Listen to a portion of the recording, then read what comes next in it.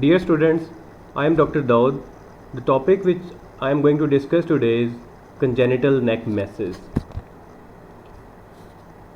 A mass in the neck is a very common clinical finding.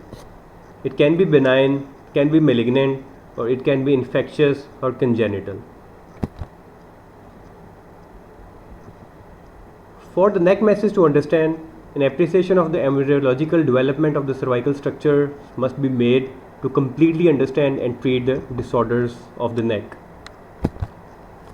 You all know from your knowledge of the first year and second year that there are 6 pairs of pharyngeal arches which are separated endodermally lined pouches and ectodermally lined clefts, and each arch consists of a nerve, an artery and cartilaginous structures.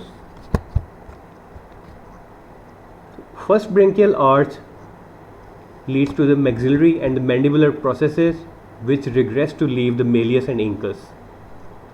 Ossification around the Meckel's cartilage give rise to the mandible, sphenomandibular ligament and anterior malleolar ligaments. And the first branchial arch leads to the muscles like temporalis, masseter, pterygoids, mylohyoid, anterior belly of digastric, tensor tympani and tensor veli palatini. First branchial pouch leads to the eustachian tube and the middle ear, and the first branchial cleft forms external auditory canal and tympanic membrane. Next is second branchial arch. It contributes to the superstructure of the stapes, the upper body and the lesser cornu of the hyoid bone, the styloid process and the stylohyoid ligament. The muscles which are formed by the second branchial arch are platysma, muscles of facial expression, posterior valley of digastric, stylohyoid and stapedius. The nerve of the second branchial arch is 7th cranial nerve, the facial nerve, and the artery is stapedial artery. Third branchial arch leads to the lower body of the hyoid and the greater cornua.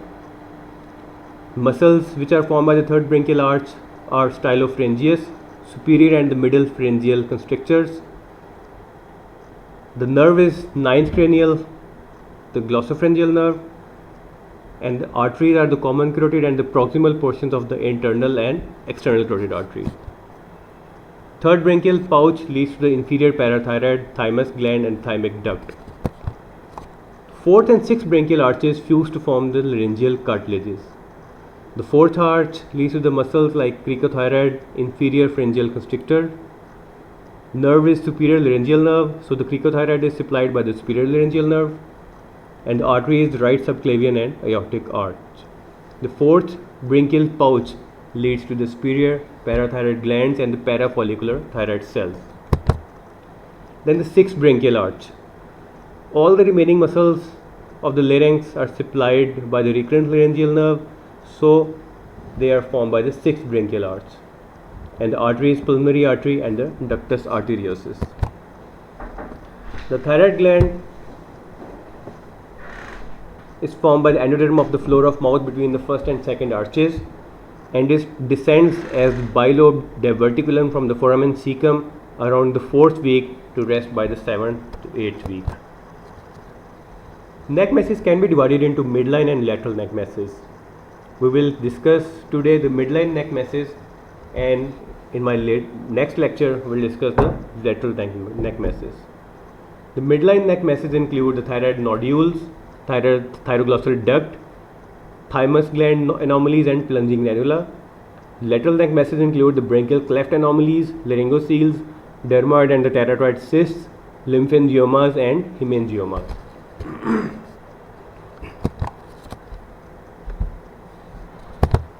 The thyroid nodules are present in about 4% of the population, and about 1 out of 20 will harbor cancer. Histopathological diagnosis combined with the fine needle aspiration is crucial for diagnosis. On fine needle aspiration, it can be malignant, can be suspicion of malignancy, can be benign or can be intermediate. Fine needle aspiration is a very important test. For example, a patient comes to us with a thyroid nodule and If the patient is hyperthyroid, then you should go for the thyroid scan.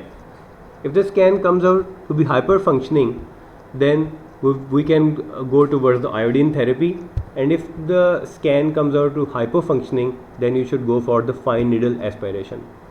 Fine needle aspiration can the result can be solid or it can be cystic. If the result is cystic, then you should go for re-aspiration or you can go for excision. But if the result comes out to be solid, then it can be due to carcinoma.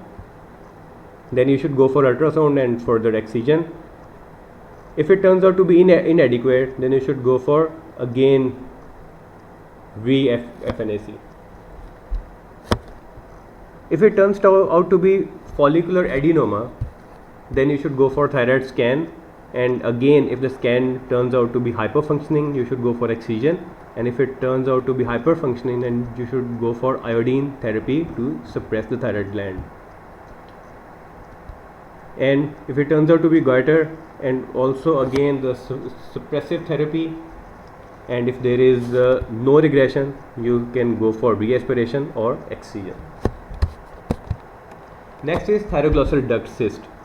It is the most common congenital midline mass, usually asymptomatic, present at or below the hyoid bone, and it moves with tongue protrusion. This examination step is very important, that is, this thyroglossal duct cyst also moves on swallowing and it also moves on tongue protrusion, while the thyroid gland always move with swallowing, but it doesn't move with tongue protrusion. This is the thyroglossal cyst. About 1 to 2% have ectopic thyroid glands, so imaging is important. Simple excision usually should not be done in thyroglossal cyst because it can cause recurrence. So a cyst trunk procedure is done, in which we also remove the body of the hyoid bone along with the duct cyst and its tract. About 60% of the cases, the site of occurrence of the thyroglossal cyst is hyoidal. About 25% of cases it is suprahyoidal. In 13% of the cases it is infrahyoid, and in 2% of the cases it is intralingual. Patient usually present to us with asymptomatic small mass in the midline in front of neck. If there is infection, patient can come to us with tenderness and swelling and redness. And if there is fistula, then patient can come to us with discharge from the skin.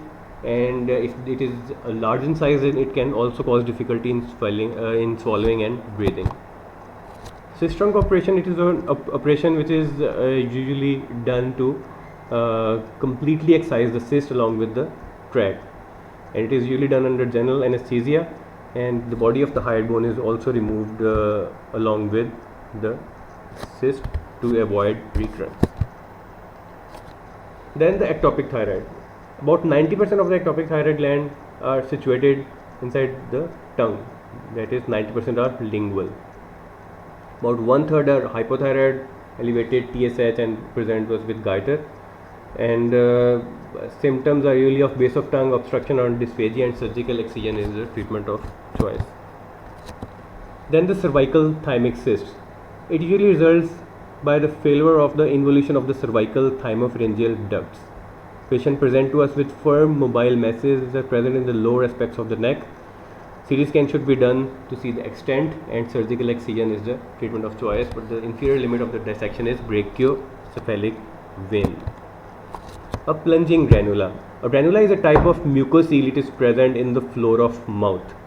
It presents with the swelling of the connective tissue, and it consists of collected mucin from a ruptured salivary gland caused by the local trauma. There are two types of granulas. One is simple and the other is plunging granula. Simple granula presents in the oral cavity, while the plunging granula, it pierces the mylohyoid muscle and it presents as a lateral neck mass. CT scan or MRI should be done to see the extent of granula. Why it is called granula? Because it resembles the lower part of the belly of the frog. So that's why it is called granula. The treatment includes the intraoral marsupialization to include the sublingual gland of origin to avoid recurrence. The lateral neck masses we will study in our next lecture. Thank you.